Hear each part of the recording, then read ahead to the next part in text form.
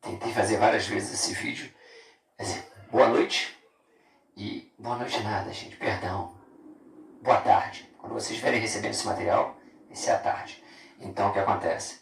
Me perdoem o erro do cumprimento e me perdoem também que eu estou tentando fazer as coisas assim, viáveis, mas é a quarta vez que eu estou tentando gravar isso aqui. Agora, o último problema foi memória insuficiente. Só falta cair agora. O próximo problema é meteoro e rota de colisão. Só falta cair um meteoro. Tirando isso, gente, satisfação enorme estarmos aqui novamente em sintonia. Torço para que vocês no período pascal tenham passado da melhor maneira possível e vamos lá acelerar. Bate-papo de hoje, deriva continental e tectônica de placas. Caderninho de vocês, dia 22. Bate-papo referente ao encontro dessa semana aí, dia 22. Beleza. Deriva continental e tectônica de placas. Título da aula de hoje. Tópico 1. Caracterização da teoria de Wegener. Botem ao lado, 1910. Alguns livros adotam a data 1912, a maior parte 1910, vamos aprender a primeira data. Ótimo. Vamos ter a seguinte ideia. Se eu pegasse a Terra e subentendesse os continentes como gigantescas peças de quebra-cabeça e pudesse movê-las, eu teria a percepção de que algumas peças se encaixariam perfeitamente umas nas outras. Essa percepção, em 1910, um pesquisador, por nome Alfred Wegener, teve. E suscitou a sua teoria. Sua teoria defendia a tese de que o arranjo, a distribuição, o posicionamento dos continentes do globo são dessa forma, mas nem sempre foram. Portanto, seriam passíveis de deslocamentos. Esse deslocamento ele é processual, lento, porém contínuo. Segundo essa teoria, que tenta retratar o lento, porém contínuo deslocamento dos continentes, como essa teoria, na verdade, não justifica, não legitima, apenas identifica o movimento. Ela também atenderia pelo nome de deriva continental, que deriva significa movimento, migração, deslocamento dos continentes. Como foi defendida por Alfred Wegener, também é conhecida como teoria de Wegener. Portanto, a teoria da deriva continental ou teoria de Wegener representam a mesma coisa e vão de encontro ao anseio de apenas caracterizar o lento, porém contínuo processo de deslocamento dos distintos continentes. Vamos por partes. Segundo ela, elas apresentam alguns termos. Tudo começaria a partir de uma estrutura única, que atenderia para o nome de Pangeia. Do latim pan, tudo, geia, terra, terra como um todo. Todos os continentes seriam unidos, formando uma única estrutura, um megabloco continental, circundado pela junção dos oceanos, que atenderia para o nome de margem deles. Beleza, ótimo. Num determinado momento, o processo de deslocamento começaria a ocorrer. Ótimo. Iniciado por um termo, por um grande megabloco, a Laurásia. A Laurásia representaria o primeiro grande processo de desmembramento continental. Quem formava a Laurásia? América do Norte, Europa e Ásia. Portanto, se eu perguntasse hoje a vocês, a Laurásia existe? Sim, de forma parcial. Por quê? A Europa e a Ásia estão unidas. O tempo passa e automaticamente eu me deparo com o segundo grande processo de deslocamento continental, envolvendo quem? A Gondwana. Quem formava a Gondwana? América do Sul e África. Juntas se desprendem da Pangeia. Num outro momento, a América do Sul se afasta da África. Há um tempo atrás, 5, 6 anos atrás, uma propaganda passou na TV. Uma cervejaria fez uma propaganda dizendo o seguinte: um cidadão chegava na África, pedia uma cerveja, o cidadão da barraca apontava para o que seria a América do Sul, para o que seria o Brasil, e falava Cucubauê, Cucubauê. Esse cidadão africano vinha nadando, chegava no Brasil, uma praia do Rio, pedia cerveja, dava cerveja, e ele tomava e ficava feliz. Se essa propaganda fosse real e hoje ela passasse, esse cidadão, na última braçada, travessia do Atlântico, ele precisaria ter uma envergadura de aproximadamente 24 centímetros a mais. Última braçada, uma envergadura. Por quê? Porque estudos demonstram que a América do Sul se afasta da África algo em torno de 4 centímetros por ano. Se essa propaganda passou a coisa de 6 anos, 4 vezes 6, 24, a América do Sul está mais distante da África, algo em torno de 24 centímetros. Legal. Então, primeiro, Gondwana se separa da Pangeia. Depois, quem formava Gondwana, África e América do Sul. A América do Sul se afasta da África. O tempo passa e nós perceberemos outras estruturas colossais também se desprendendo e caracterizando o processo de deriva continental. Quem? Se desprende de quem? Eu perceberia a Groenlândia se desprendendo da Europa, por exemplo. Eu perceberia a Austrália, que fazia fronteira com a Antártida, se desprendendo. Legal, vamos imaginar o seguinte: sala de aula, várias cadeiras, eu lentamente um para cá, um para lá, um para cá, um para lá. Em algum momento, se a sala é limitada, alguém esbarra com alguém. Associando as cadeiras aos continentes e a sala de aula ao planeta, ao globo, quem se choca com quem? A Índia, que fazia fronteira com a Antártida, sobe, sobe, sobe, sobe, sobe. Lembrando que a América do Sul e a África já não estão mais unidas. Caminho amplo para a ascensão da Índia, e a Índia se choca com o continente asiático. A Índia não fazia parte da Ásia. E agora? Faz parte de uma protuberância na porção mais sul. Beleza, ótimo, maravilha. Isso tudo nos remete à caracterização da deriva continental. Tópico 2 do nosso caderno. Caracterização ou características básicas das principais placas tectônicas. Melhor colocar de uma outra forma. A teoria da tectônica de placas. Em parênteses, caracterização. Por quê? Porque essa teoria ela foi criada em meados da década de 60, tentando complementar a primeira. Primeira, 1910. Beleza. Apenas dizia, isso acontece. E vou dizer de que forma processual ocorreu. Mas eu não consigo dizer como. Meados da década de 60, 2 termos nos são apresentados. E esses 2 termos, de certa forma, servem para justificar, entendermos, legitimarmos a primeira teoria. Então, a teoria da tectônica de placas, ela nos apresenta a astenosfera e ela nos apresenta as placas tectônicas. O que são o que representam esses 2 termos? O homem consegue perceber que existe uma gigantesca camada de magma oriunda do núcleo da Terra que ascende e fica numa determinada porção da nossa litosfera. Acima dessa gigantesca camada de magma, que atende pelo nome de astenosfera, eu tenho estruturas rochosas que flutuam. Então, se flutuam e atendem pelo nome de placas tectônicas, se deslocam. Se elas se deslocam e estão abaixo dos continentes, da estrutura continental, para onde essas placas forem, os continentes também irão. Ótimo. Eu consigo, de certa forma, entender de uma maneira mais clara, evidenciar, legitimar, justificar como ocorre o processo de migração continental. A deriva começa a ser entendida. Só que eu tenho fluxos magmáticos que ascendem e que, por razões físicas, na astenosfera podem ganhar caminhos distintos. Se um fluxo vai numa direção e o outro fluxo vai numa outra direção, o que estiver acima se afasta.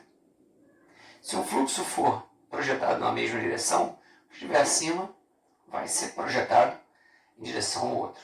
Se automaticamente eu tenho fluxos paralelos, eu também vou perceber movimentações específicas. E diante disso, eu apresento a vocês 4 distintas placas ou categorias de placas tectônicas. As placas convergentes, as convergentes ou destrutivas, divergentes ou construtivas.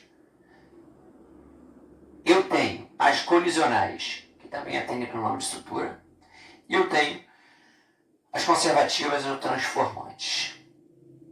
Vamos por partes. Placas tectônicas em sentidos opostos.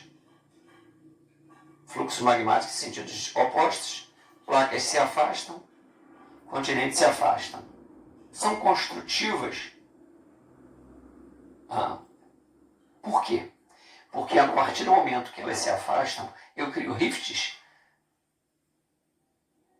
em subsuperfície que me permitem a ascensão do magma oriundo da estenosfera.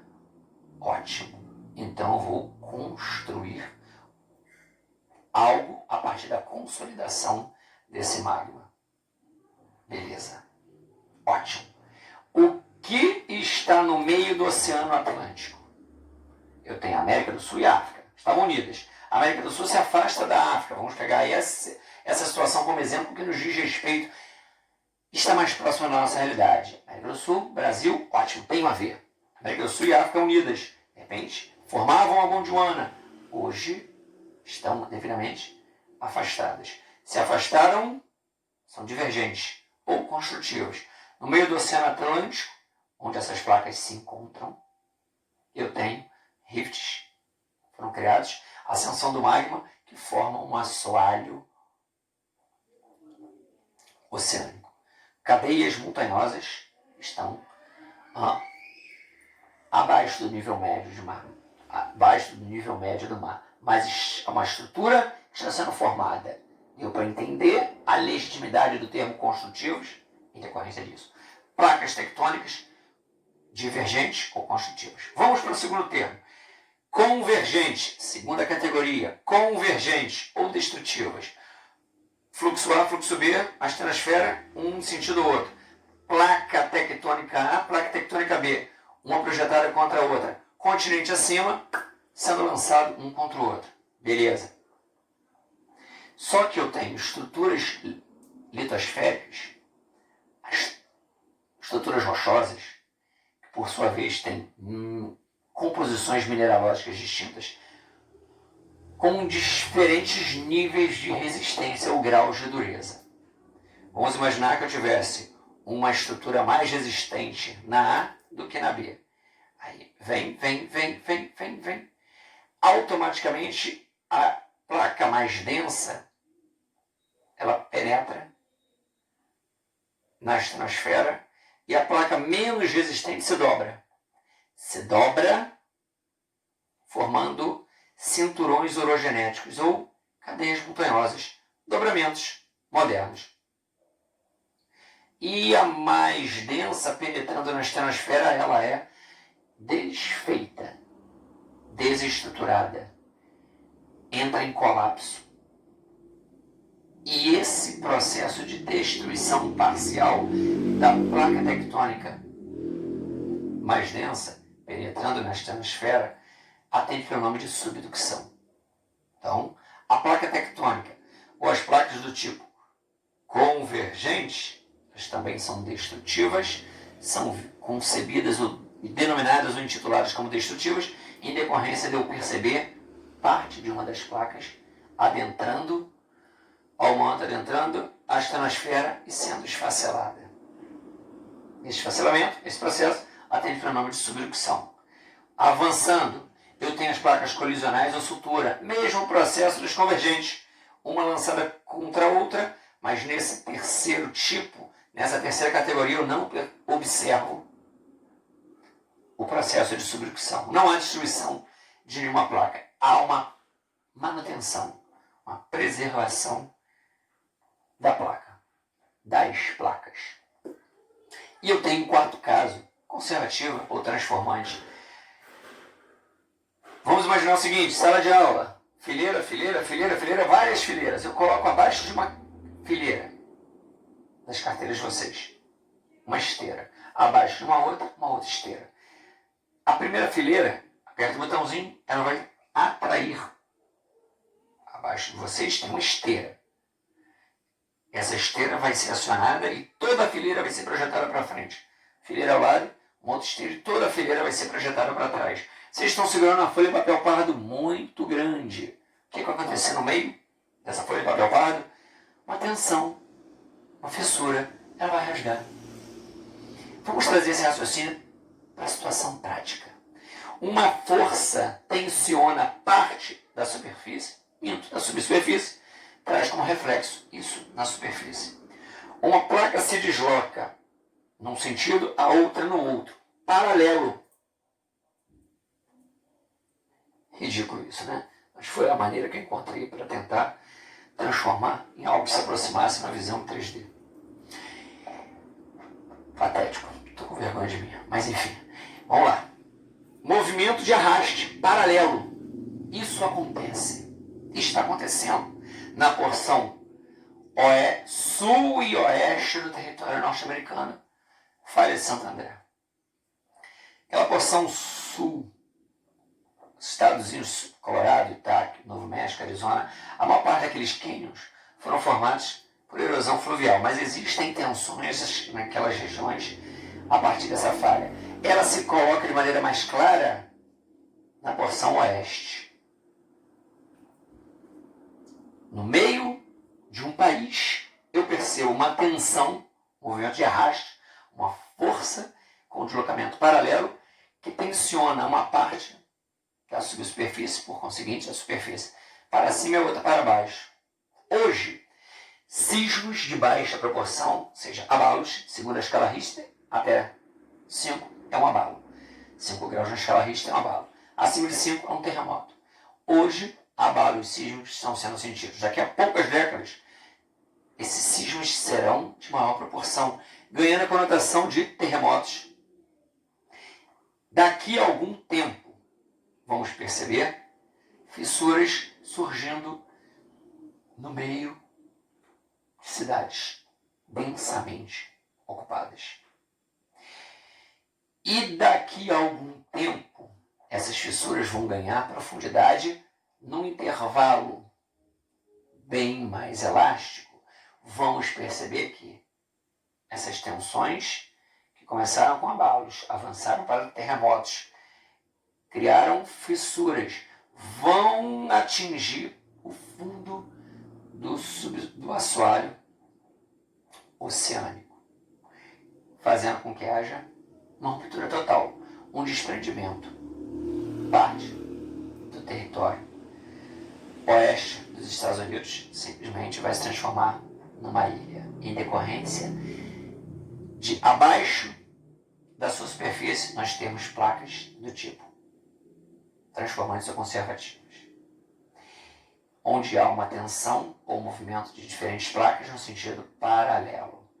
Então eu tenho as convergentes, as divergentes, as colisionais e as conservativas, ou associadas às suas demais denominações, convergentes ou destrutivas. Traz no bojo a ideia da subducção. Divergentes ou construtivas, ascensão de magma do subsolo. Eu tenho as colisionais ou sutura, convergentes sem consumo de placas. E eu tenho as conservativas ou transformantes, movimentos paralelos. Mas isso tudo caracteriza as diferentes categorias de placas tectônicas. Mas é graças à descoberta de dois termos, resgatando a existência da astenosfera e a existência das diferentes placas tectônicas que se movimentam em sentidos diferenciados, que nós conseguimos entender, justificar, legitimar o movimento de migração continental. Então, a primeira teoria da migração deriva continental ou simplesmente teoria de Alfred Wegener ou teoria de Wegener, identificava.